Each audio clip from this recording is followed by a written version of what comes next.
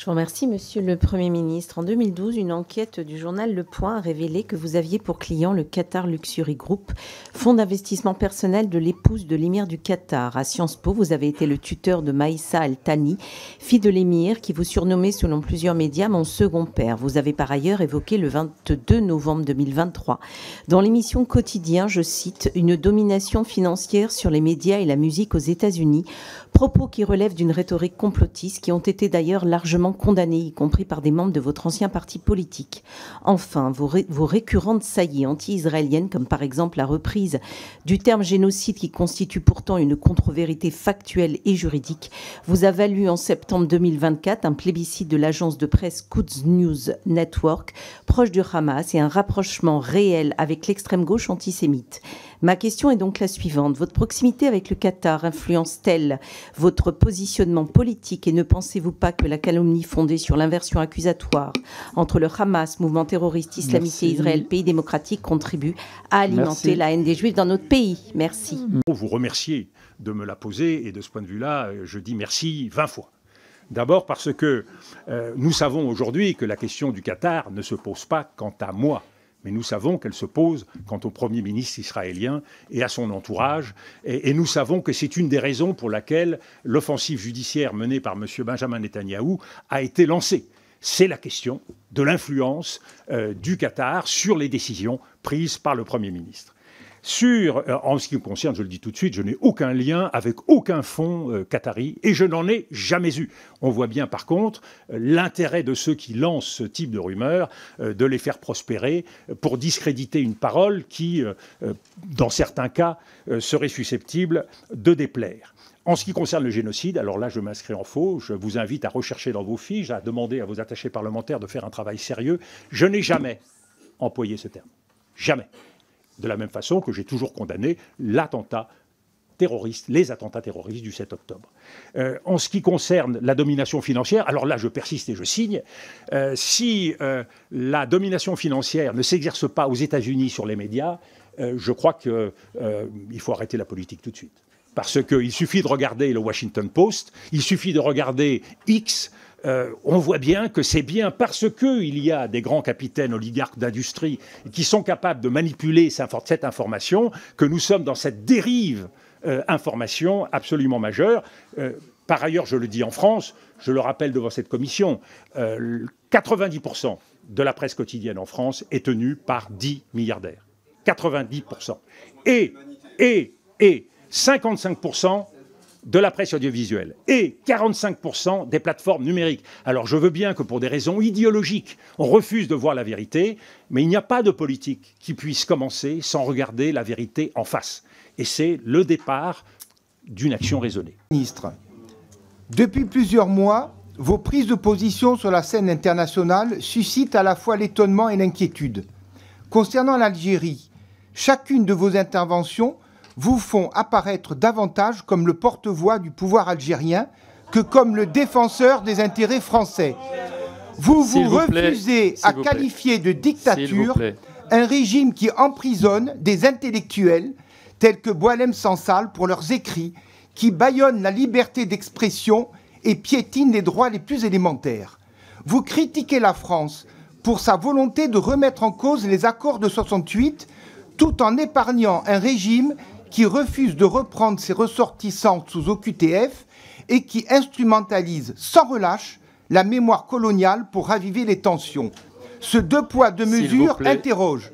Vos déclarations donnent le sentiment d'excuser un pouvoir qui défie ouvertement la France. Alors voici ma question. S'il vous plaît, oui. Pourquoi ce soutien si constant à un régime dictatorial et si peu de considération pour les intérêts de votre contre?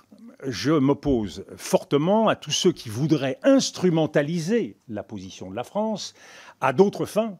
Je les nomme à des fins identitaires, parce qu'effectivement, cela nourrit un certain nombre de passions chez nous et également en Algérie, sans faire avancer le schmilblick d'un iota, d'un centimètre. Au contraire, si on veut obtenir ce que je souhaite de la façon la plus forte, un rapatriement rapide de M. Boualem Sansal et des avancées en ce qui concerne les questions de sécurité, Je dis simplement, par expérience, que ce n'est pas la méthode qui consiste à monter au créneau et à retrouver les accents de la diplomatie de la canonnière qui nous permettront de le faire. Cela fait plaisir à certains électorats, cela permet à certains partis de jouer sur des parts de marché, mais on se trompe de combat. Et ça me permet de répondre aussi à une partie de la question de monsieur le député Herbillon, car j'ai bien entendu le ministre de l'Intérieur qui a indiqué que toutes les polémiques qu'il avait lancées avaient été utiles. Oui, utiles, mais pas nécessairement à la France, certainement pas, et certainement pas au ministre de l'Intérieur. Peut-être au candidat à la présidence des LR, mais je ne crois pas que la vocation d'un ministre soit de lancer des polémiques. Et je crois qu'un ministre a vocation, dans son portefeuille, à apporter des réponses. Alors, chaque fois que le ministre de l'Intérieur s'exprimera sur les questions de sécurité, chaque fois qu'il s'exprimera dans le cadre de son portefeuille sur toute mesure positive qui permettra de régler des problèmes, mais oui, mais les OQTF, justement, la question se pose aussi avec d'autres pays du Maghreb et avec le même manque de résultats. C'est dire à quel point, dans le cas spécifique de l'Algérie, il faut prendre le dossier dans sa globalité et avec sérénité. Les épées en bois, ça ne marche pas. Il faut véritablement être efficace. Si vous me permettez également, en ce qui concerne... si vous me permettez également, dans la question de M. Rambaud, il y avait également la caractérisation du régime algérien.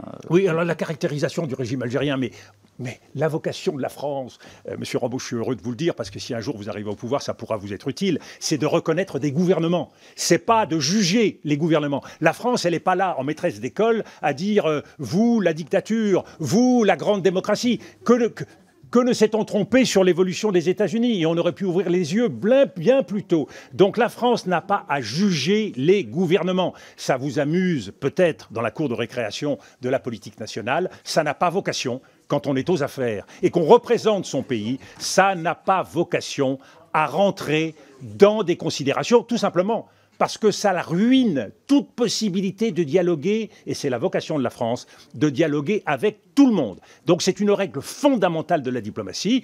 Évidemment, je sais que la conquête du pouvoir a en France rien à voir avec l'exercice du pouvoir. C'est pour ça qu'on est si mauvais dans l'exercice du pouvoir. À un moment donné, il faut apprendre la réalité du monde. Revenir avec vous sur la relation de la France avec l'Algérie. Et à laquelle nous unissent tant de liens historiques, culturels, de longue date. Et je voudrais vous dire que dans ce cadre-là, nous nous sommes toujours parlé franchement, Monsieur le Premier ministre. Je étais assez sidéré, pour reprendre un adjectif que vous utilisez souvent, quant à votre grande véhémence à l'égard du ministre de l'Intérieur que vous accusez de donner un spectacle d'impuissance, de faire le show, je vous cite dans votre essai. À défaut, ce n'est pas votre genre, à défaut d'obtenir des résultats tangibles contre la criminalité et le trafic de drogue. Pire encore, vous l'accusez de participer à la logique d'enracinement, parfois xénophobe, etc. J'arrête là les citations, elles sont nombreuses. Et je dois vous le dire, Monsieur le Premier ministre, je regrette que vous vous soyez inscrit dans cette charge dans les pas d'un de vos illustres prédécesseurs, Talleyrand, qui indiquait que tout ce qui est excessif est insignifiant. Car cette charge, elle est non seulement contre le ministre de l'Intérieur, mais elle est contre contre le Premier ministre et contre l'ensemble du gouvernement qui a pris un certain nombre de décisions à la suite du comité interministériel sur l'immigration.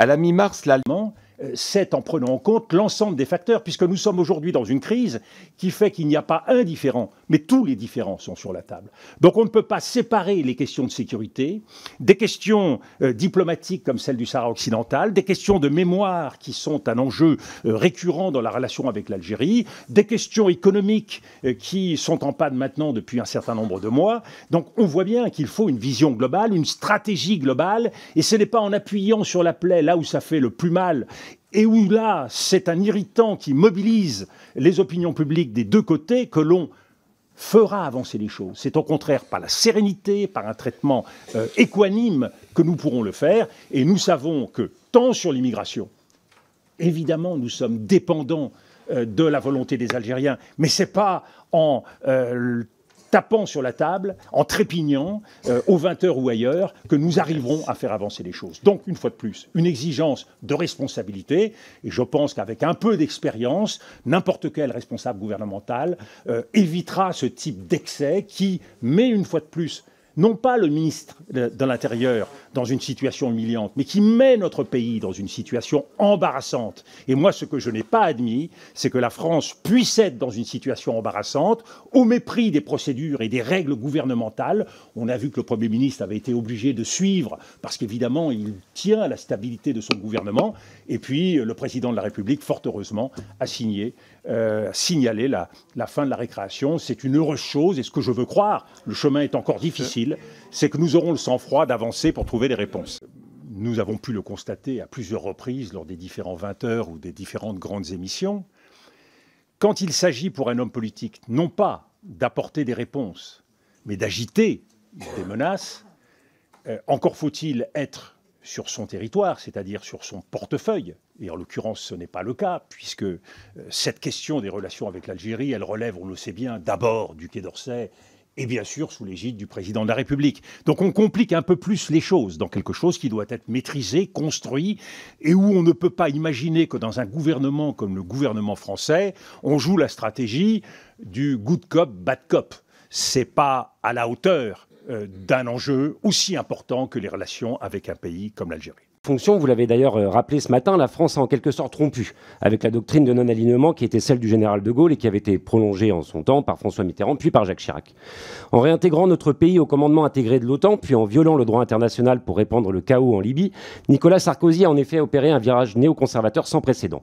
Son successeur, François Hollande, l'a en quelque sorte prolongé à travers l'opération Barkhane au Mali que vous avez été avec Jean-Luc Mélenchon l'un des seuls à contester et en refusant de reconnaître l'État de Palestine alors que sa majorité l'y invitait. Emmanuel Macron n'a pas non plus remis ce virage en question et, au fond, sa politique internationale a surtout été marquée par les volte-face et l'inconstance. Alors, Monsieur le Premier ministre, ma question est simple.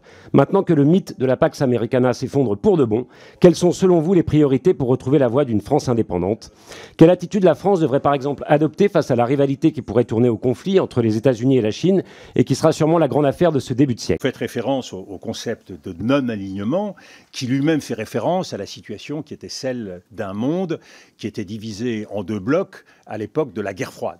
Le monde a changé, et y compris le Sud global a changé. Et aujourd'hui, la revendication de ce Sud global, c'est moins le non-alignement que le multi-alignement. Pourquoi? Parce que dans un monde où les blocs entretiennent des relations complexes, la nécessité pour beaucoup de pays du Sud, c'est d'optimiser leurs relations avec l'ensemble des partenaires du monde et donc l'ensemble des blocs. Le multi-alignement, qui est un concept qui est parti d'abord d'un pays comme l'Inde, il permet, ou la Turquie qui l'applique également, il permet en permanence de jouer entre ces deux possibilités.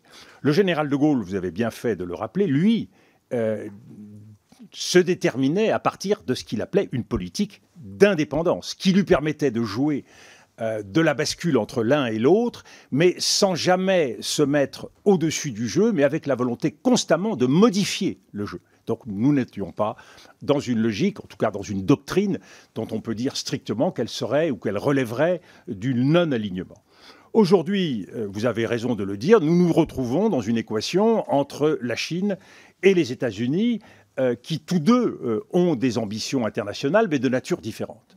Les États-Unis, c'est une logique de prédation parce qu'ils prennent en compte le fait que nous sommes dans une planète à ressources limitées et que nous sommes dans une planète où la bataille de la puissance est engagée. Il s'agit de savoir pour 2040, 2050, quelle sera la première puissance mondiale et ils veulent considérer que cette puissance mondiale ne saurait être autre que les États-Unis, c'est-à-dire une puissance qui soit véritablement capable de porter le leadership mondial.